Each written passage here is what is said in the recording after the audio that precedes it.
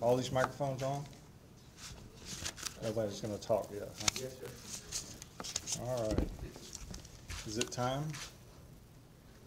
You're ready, I think we're ready. All right.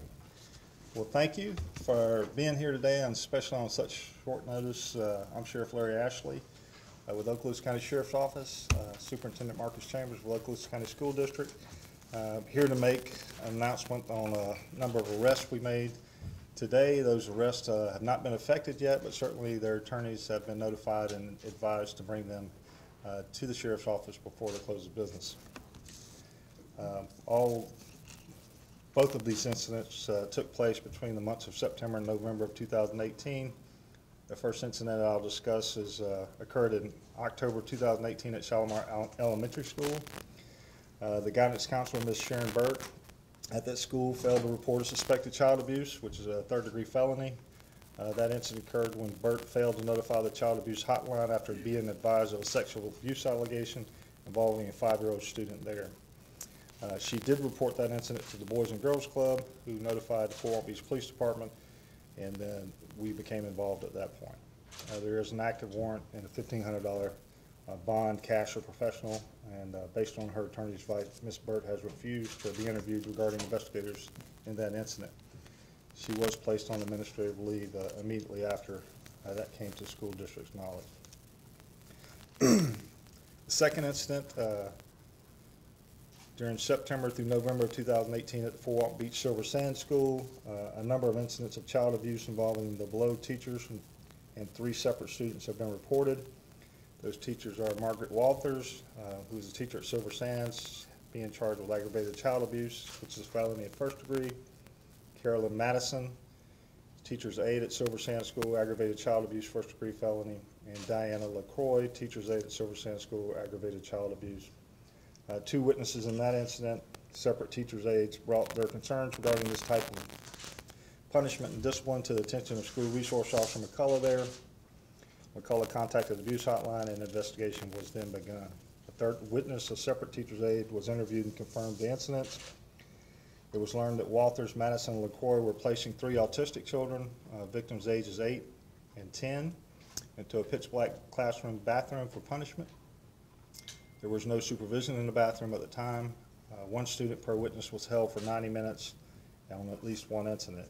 The other 2 students were held for unreasonable amounts of time. And for the sake of full transparency, it should be noted that Ms. Wolthers is the wife of one of our deputies. In addition, all 3 defendants were blowing a whistle in the ear within 7 inches of an autistic child with low sensory threshold while holding the child's arms down. This child wore earphones to protect from the pain of loud noises. The principal in that incident confirmed that school policy does not allow for seclusion without supervision as a form of punishment and is prohibited. Likewise, holding a student captive while blowing a whistle in their ear is not an acceptable form of discipline or proper protocol on correcting misbehavior. This form of discipline was not known or approved by the parents, principal, or school protocol. Neither of these types of disciplines are included in the student's behavioral intervention plan. This incident was reported by a separate teacher's aide to the school resource officer. Our office has received full cooperation from the school district personnel during the course of this investigation, and of course they'll be conducting their own internal review at its conclusion. I'm going to turn the microphone over to the superintendent now, but certainly will be willing to answer any questions you have regarding this after that. Thank you.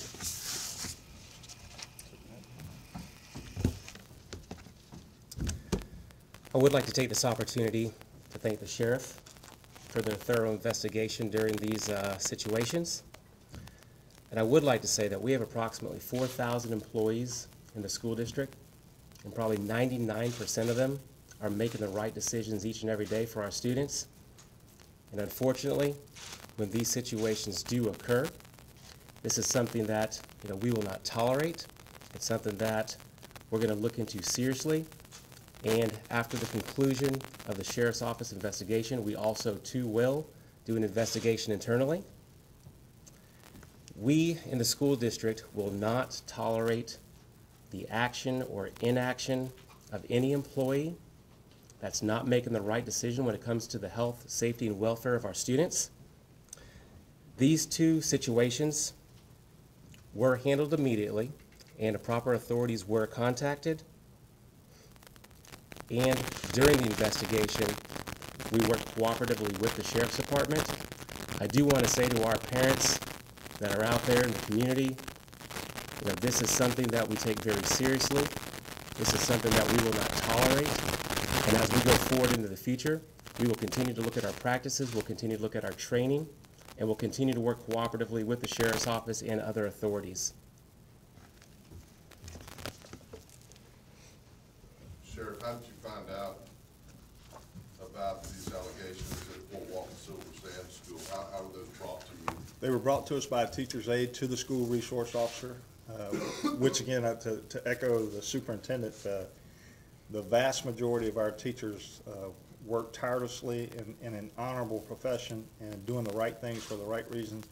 Teaching special needs children is a very, very difficult situation. Consider the fact that you have a chronically disruptive student, regardless of whatever for, whether they have a special need or for some other reason.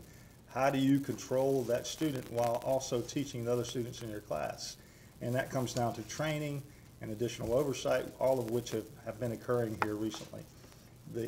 So teacher's aide at that school noticed that, hey, this is not acceptable. This is not standard practice in discipline or controlling a child. These teachers have the ability to contact their school resource officer, their principal, for additional services or help when they have a student that is chronically disrupted. So these were actions witnessed by the teacher's aide or brought to their attention?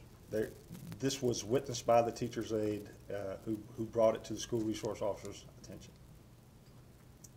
What kind of authority does a school resource officer have in dealing with a student or an ESE student? Controlling a physically out of control student, certainly they have the ability to take that person in physical control, regardless of their age.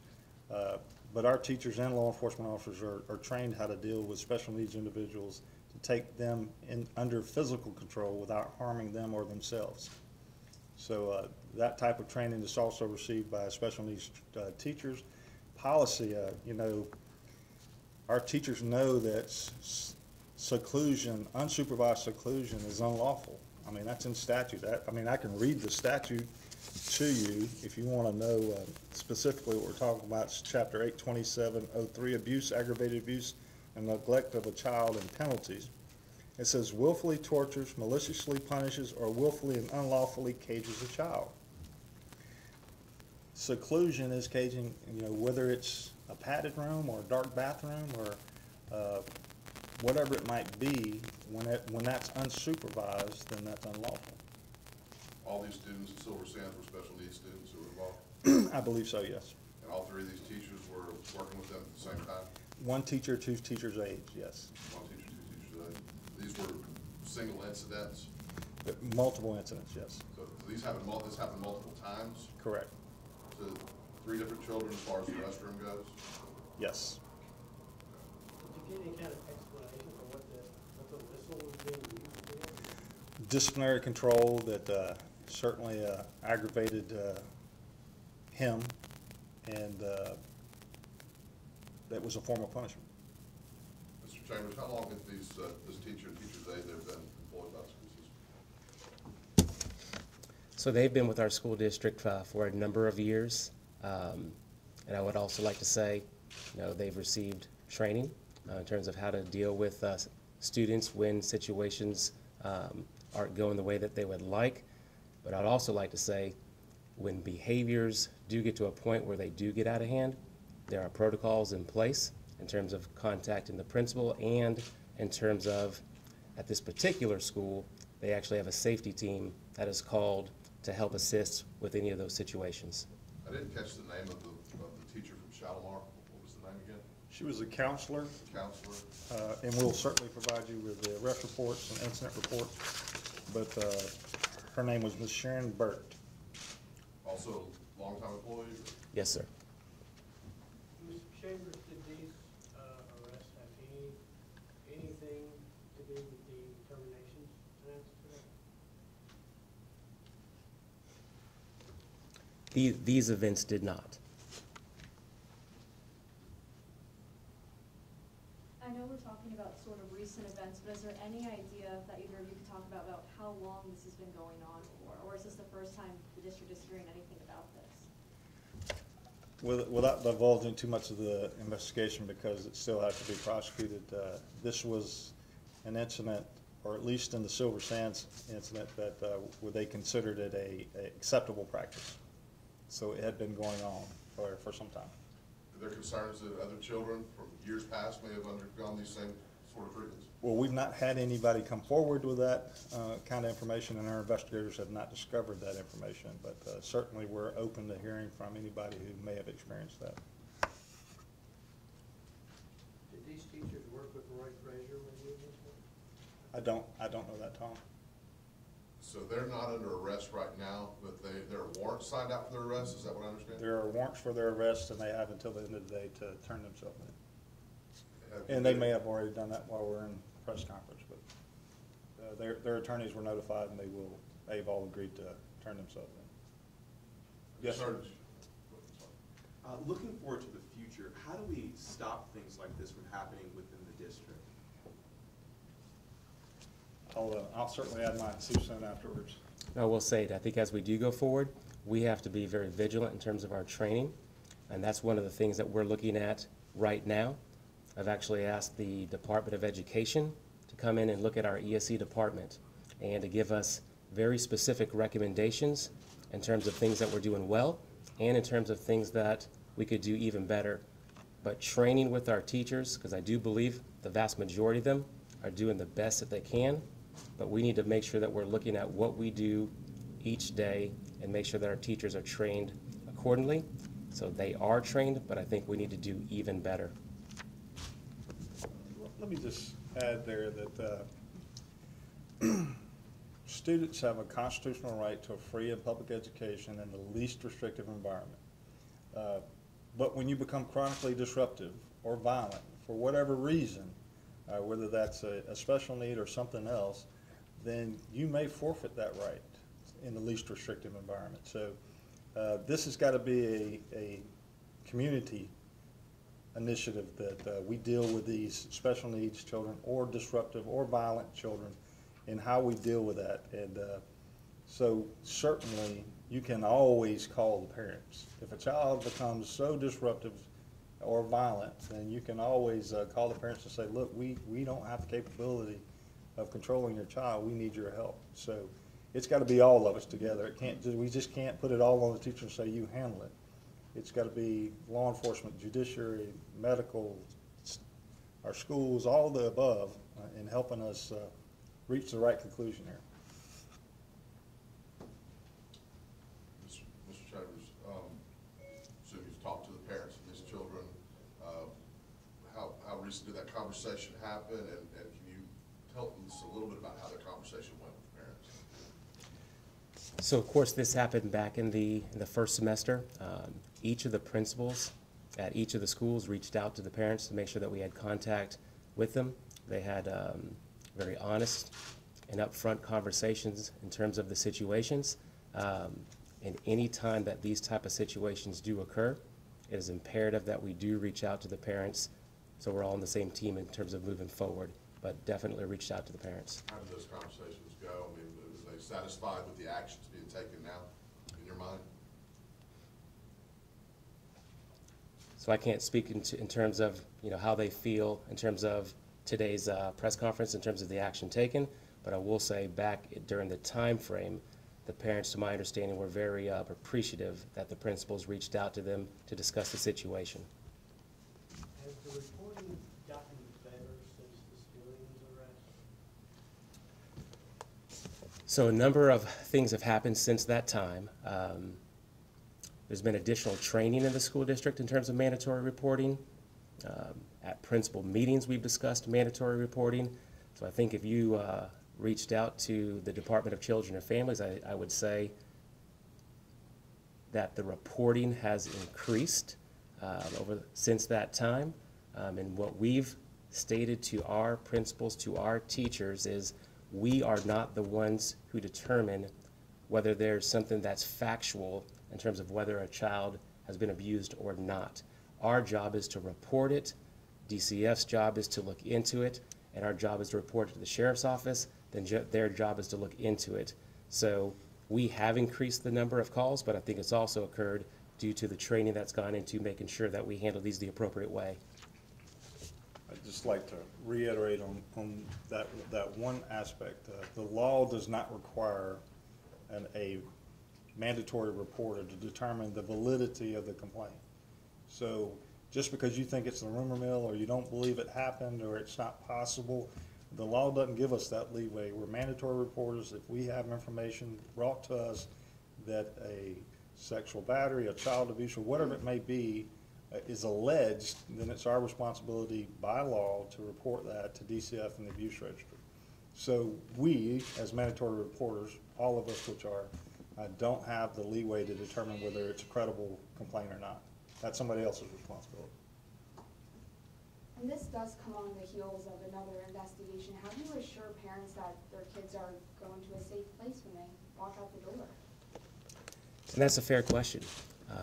But I will say, we have put a lot of time and effort into retraining our employees. I go back to the vast majority of our teachers, our employees want to do things the right way, but we have to be open, we have to be honest, we have to be transparent when these situations do occur. We have to be certain that when it occurs, we have contact with the Department of Children and Families, with the Sheriff's Office. And then once again, just to repeat, we have to be very transparent in our communication with the parents so they know what's going on from the very initial onset. And I will also say, just reiterating, and when these situations do occur, we will not tolerate, just once again, we will not tolerate the actions or inactions of any of our employees who are not doing right by our students. And that's what I would say to the parents, and that's what we've said to the parents in personal meetings and at schools. When did you get the reports of these? How long ago? How recently? Which one? Well, start with Shalimar. Shalimar was in October. You got that report in October? Yes. And when did you get the reports of these allegations at Silver Sands? September. In September. Between October for Shalimar and September, what's been the status of these teachers? They were placed on administrative Yeah, leave the administrative next leave. day after discovery. Right. I'm sure that will change now in light of their arrest. I'm certain that will change. Yeah, will there be other disciplinary action from the school board? Yes, sir. So right now, based on the arrest, they will actually go to now suspension with pay until the next scheduled board meeting, where they will then go to suspension without pay and let the legal process run its course.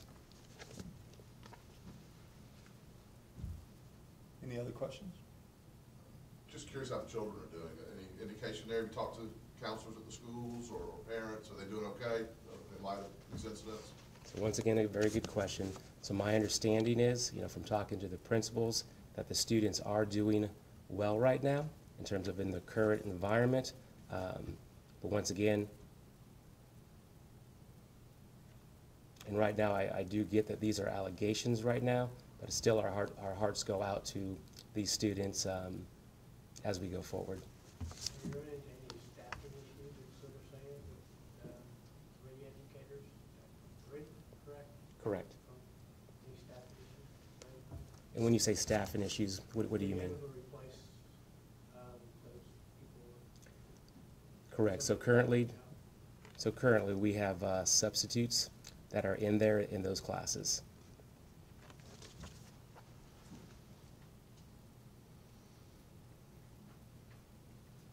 Any other questions? Thank you all for being here. We will, I guess, the arrest reports, incident reports, and a press release will be available to you at the conclusion of this. Thank you all for coming today.